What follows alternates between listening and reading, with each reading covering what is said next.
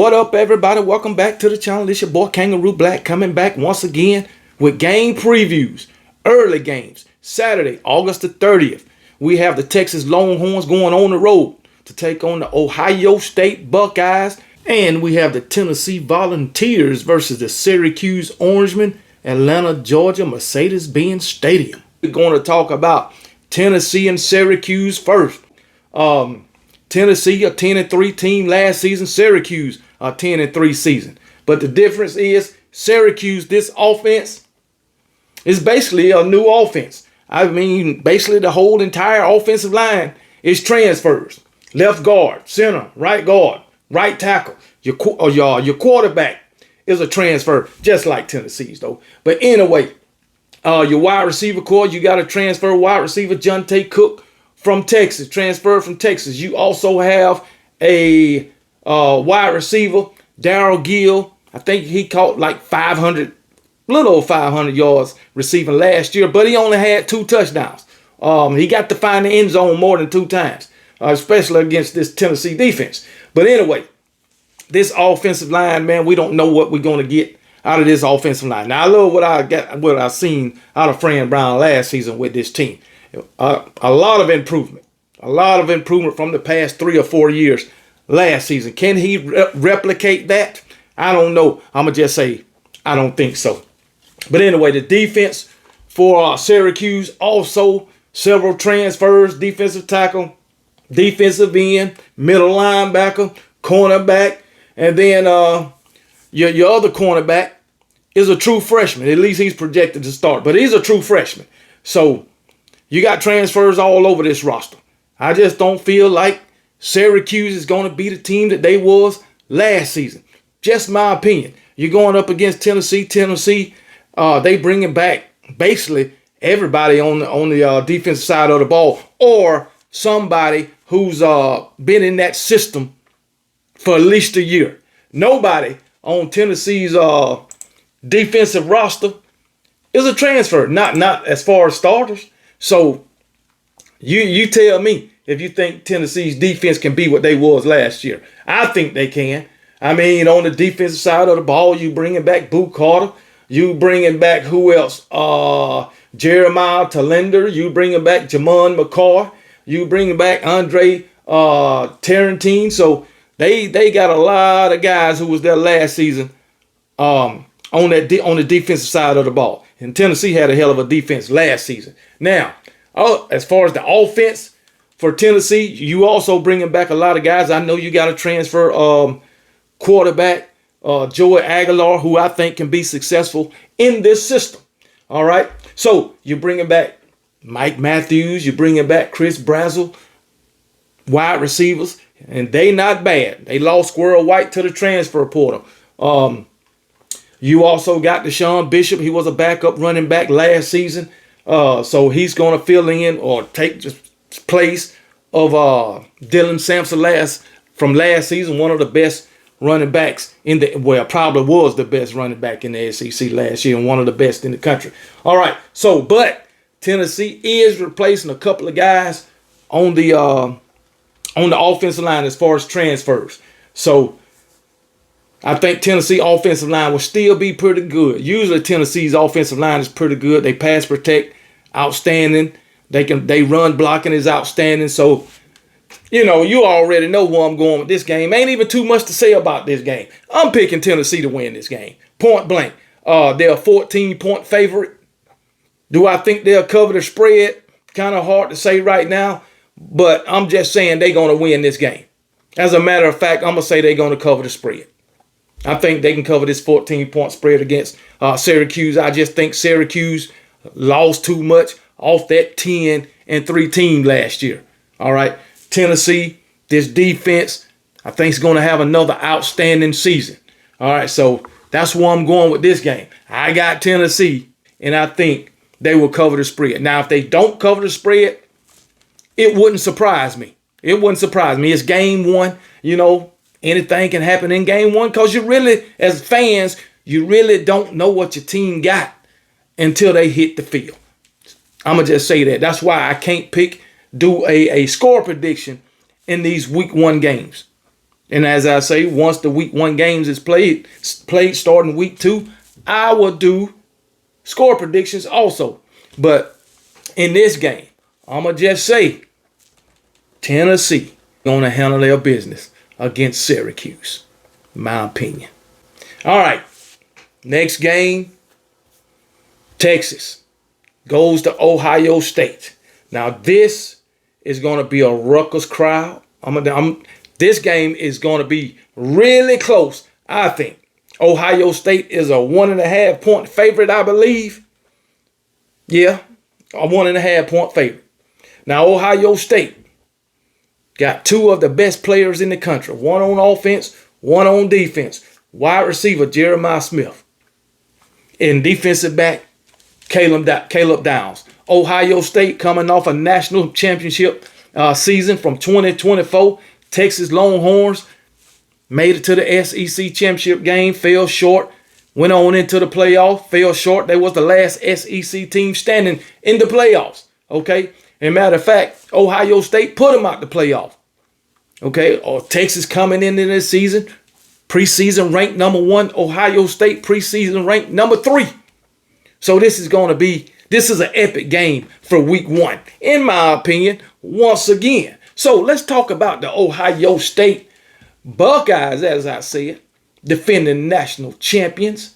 All right. So Ohio State, this offense is bringing back a lot. And when I say a lot, I mean players that's been in this system. That's what I mean by a lot. All right. I know they got a first-year starting quarterback in Julian Sand, and I know Arch Manning is getting all the hype. He's been picked to win the Heisman Trophy, all this stuff, but he's getting all the hype.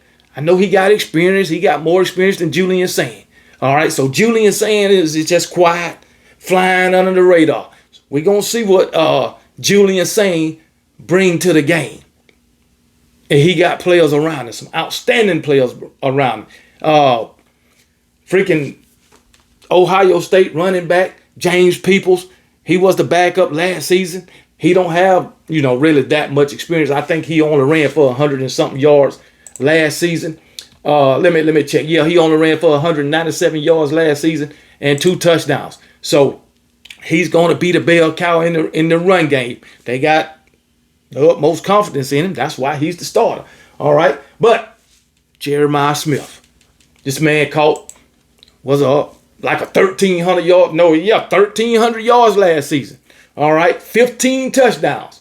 Was the best wide receiver in all of college football last year. All right, then you still got Carnell Tate coming back. All right, 733 yards, 4 touchdowns. So that's going to be the number 1, number 2 wide receiver. Brandon Ennis don't have as much experience as the other guys, but he's been in this system. And that's what I like. The offensive line, everybody except the right tackle has been in the system. Okay, so I think this offense is just going to do what they do, but it all depends on how Julian Sand performs. All right, he's going to be going against a very good defense. His first outing as a starter. I mean, a hell of a defense. But let's look at Ohio State's defense. Caleb Downs, the best DB in all of college football right now, just like he was last season, his sophomore year. Everybody on this defense has been in this system. Not one transfer, not one true freshman starter. All right. You still got Sonny Styles. All right. Who else? Arvell Reese. These are linebackers. So you also got who was it I was looking at? Was it Jermaine Matthews? Was it Jermaine Matthews I was looking at? No, that wasn't him. But anyway, he been in this system. One of these cornerbacks got like four or five interceptions, man. So hey, I got confidence in Ohio State. I really do. I really do. I like what Ohio State did on defense, last season. Now, I know they got another defensive coordinator where he come in and make changes. He don't need to make changes. Maybe he can tweak stuff, but did he make changes to the system? I hope not, because what they did last year was working. So no need to change nothing. Don't fix what ain't broke. Ohio State had a hell of a defense last season. Boy, did y'all see them run through the daggone playoffs? What that defense was doing to these teams. Also, Ohio State got a new offensive coordinator too. So that could have an effect on the Ohio State Buckeyes. But I got the utmost confidence in Ohio State. You know what I'm saying? Just like I got the utmost confidence in Texas too. I was talking a whole lot of crap about Texas during the offseason. But I know Texas is going to have a damn good team. I know this. Steve Sarkisian, hell of a play caller, hell of a head coach. Now, he haven't won the big game. That's the thing right there. And you got Arch Manning running the show. Arch Manning, as I said, been getting all of this hype. You know what I'm saying? This man threw for over 900 yards last season. I think 9 touchdowns. Started 2 games as a backup. You know what I'm saying? But he looked the part. I can tell you that right now. I've been asking the question, why is everybody so high on Arch Manning? He ain't proved nothing. He's a Manning. That's why everybody's so high on him. All right? I know Peyton Manning won't be on the field, and I know Arch Manning Jr. won't be on the field, or Arch Manning Sr. But guess what? Those guys, I know they took a whole lot of time with Arch Manning and made him into the quarterback that he is. Okay? But anyway, Texas going to have a hell of a team behind Arch Manning, man. And this daggone Quintravian Weisner, running back, he ran for over 1,000 yards last season. This guy's a hell of a running back. This man ran for over 1,000 yards as the backup last season. Over 1,000 yards, 5 touchdowns. Then you got C.J. Baxter coming back. All right, so wide receiver. Ryan Wingo is coming back. DeAndre Moore is coming back. You got what they call it, a transfer wide receiver in Emmett Mosley. He transferred from Stanford. He had 525 yards receiving and 6 touchdowns last season. So I think they're going to have a pretty good wide receiver core. Texas will. The offensive line. Now they are replacing about four guys on the offensive line. But guess what? All 4 guys that's will be first-year starters has been in the system. So they know what to expect. They know what to do. All right, so it might not be much of a drop-off, even though you got 4 new faces on the offensive line as far as Texas. So Texas, I think they're going to be pretty good, man. I think this offense is going to be wide open. You got Steve Sarkisian, man. I think the defense is going to be pretty daggone good, man. Anthony Hill Jr. coming back. Damn good linebacker. You got LaFoy coming back. Man. Malik Muhammad coming back. Ethan Burke coming back. Oh, my goodness. This defense is pretty much intact, too. They got a couple of transfers on that offensive line. I mean, on the defensive line, too. But this is going to be a hell of a game. I'm going to tell you that. We got all of this experience coming back on both sides, with both teams. You know what I'm saying? Both teams got a lot of experience coming back. Ohio State and Texas. Now, Ohio State got the win last season in the playoffs. Okay? So who should I go with all of this experience coming back? As I say, Ohio State got the best wide receiver in all of college football. And the best defensive back in all of college football. Texas bringing in highly hyped Arch Manning. You got these wide receivers coming back. Ryan Wingo, DeAndre Moore. You got 1,000-yard running back coming back. Quintravian Weisner. Okay, Ethan Burke and all these guys on the defensive side of the ball. This is a tough game to call. I think this is going to be a really close game, like a 3-point game, maybe a 1-score game. I'll just say that I think this will be a 1-score game. If it's more than 1 score, I would be really, really surprised. Really surprised. Man, I think Arch Manning is going to put together a hell of a game, man. The guy got this. The man threw for almost 1,000 yards as a backup. 9 touchdowns. Okay, he started 2 games. I don't care who he started against, which was, I think, ULM and Mississippi State, the worst team in all of the SEC last year. I don't care. He went out and performed, did what he was supposed to do. Julian saying it's his first start. I think Julian saying gonna be a pretty good damn quarterback. I do. So let me tell y'all who I think gonna win this game. I done said it before, and I ain't backing off my pick. I'm gonna say Ohio State win the game, and I'm gonna give you the reason why.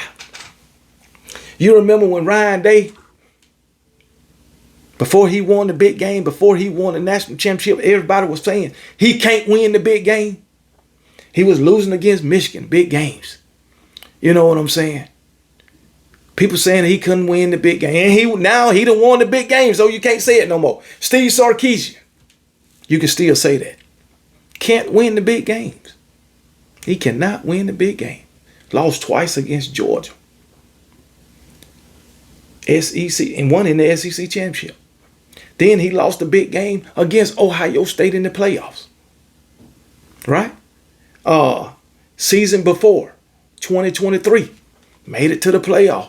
Lost to Coach Kalen DeBoer and those Washington Huskies.